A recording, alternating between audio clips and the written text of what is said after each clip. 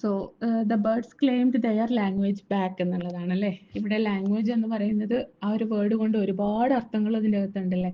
അത് അതിൻ്റെ പാട്ടുകൾ പിൻവലിക്കുന്നു, അതിൻ്റെ ഭാഷ പിൻവലിക്കുന്നു അല്ലേ. അപ്പോൾ നമ്മൾ കിളികളുടെ ശബ്ദത്തെ പറ്റിയിട്ട് വളരെയധികം മൈൻഡ് ഫ്രീ ആവുന്ന അല്ലെങ്കിൽ ടെൻഷൻ ഫ്രീ ആവുന്ന കാര്യമായിട്ട് കൺസിഡർ ചെയ്യാറുണ്ട് അല്ലേ. നമ്മൾക്ക് റീഫ്രഷ്മെൻറ്റ് തരുന്ന കാര്യമായിട്ട് കൺസിഡർ ചെയ്യാറുണ്ട്. സോ ലിറ്ററലി അങ്ങനെയാണ് പറയാറുള്ളത്. സോ അതുകൊണ്ട് തന്നെ birds claim their language back എന്നാണ് പറയുന്നത്. അതിൻ്റെ കളകള ശബ്ദം എന്താക്കും, അത് പിൻവലിക്കും എന്നുള്ളതാണ്, അല്ലെങ്കിൽ അവ മടങ്ങിപ്പോകുന്നു എന്നുള്ളതാണ് മറ്റുള്ള സ്ഥലത്തേക്ക്. Then what did the air do when man assumed ownership of nature over nature. നേച്ചറിനെ നമ്മൾ കരസ്ഥമാക്കി എന്ന് തോന്നുമ്പോൾ, നമ്മൾ സ്വന്തമാക്കുമ്പോൾ എയർ എന്താണ് ചെയ്യുന്നത്, ഫ്രഷ് എയർ എന്താണ് ചെയ്യുന്നത്? Withdraw like A wave in the sea അല്ലേ. സീയിലൂടെ വരുന്ന വേവ് പോലെ, വേവ്സ് പോലെ, തിരമാല പോലെ, തരംഗം പോലെയൊക്കെ അത് എന്താക്കുന്നു, അത് പിൻവാങ്ങുന്നു എന്നുള്ളതാണ്. ഒരു കടലിനെ പോലെ പിൻവാങ്ങുന്നു.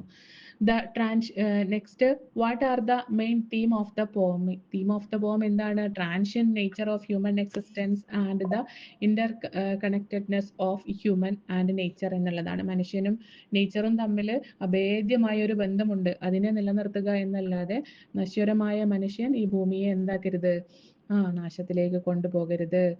നമ്മുടെ നേച്ചർ എന്നും ഇവിടെ സ്വാഭാവികമായിട്ട് നിലനിൽക്കേണ്ടതാണ്, ട്രാൻഷ്യൻ്റ് ആണ് എന്നാണ് പറയുന്നത്. Then last one, how does the poem emphasize the enduring presence of nature എന്നുള്ളതാണ്.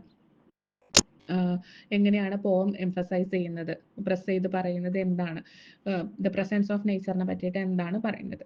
By juxtaposing with the transient nature of human existence എന്നുള്ളതാണ് അല്ലേ. അപ്പോൾ ഹ്യൂമൻ എക്സിസ്റ്റൻസിൻ്റെ നിലനിൽപ്പിനെ പറ്റിയിട്ടാണ് ഈ ഒരു പോത്തിൻ്റെ അകത്ത് പറഞ്ഞിട്ടുള്ളത്. അതുപോലെ explore the role of Margaret Atwood എന്ന് പറയുന്ന ഒരു ക്വസ്റ്റ്യൻ നിങ്ങൾക്ക് അസൈൻമെൻറ്റിലൊക്കെ നിങ്ങൾ ചെയ്തിട്ടുണ്ടായിരിക്കും.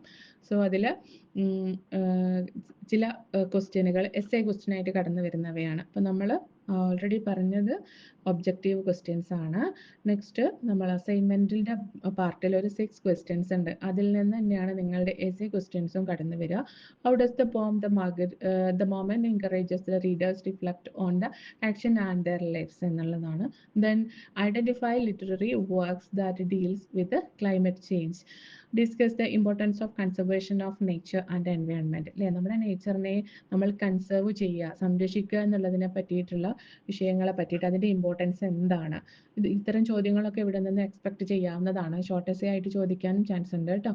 പിന്നെ prepare an appreciation of the poem the moment. The മൊമെന്റിന്റെ അപ്രീസിയേഷൻ കമ്പൽസറി ആയിട്ട് പഠിച്ചു വെക്കേണ്ടതാണ്.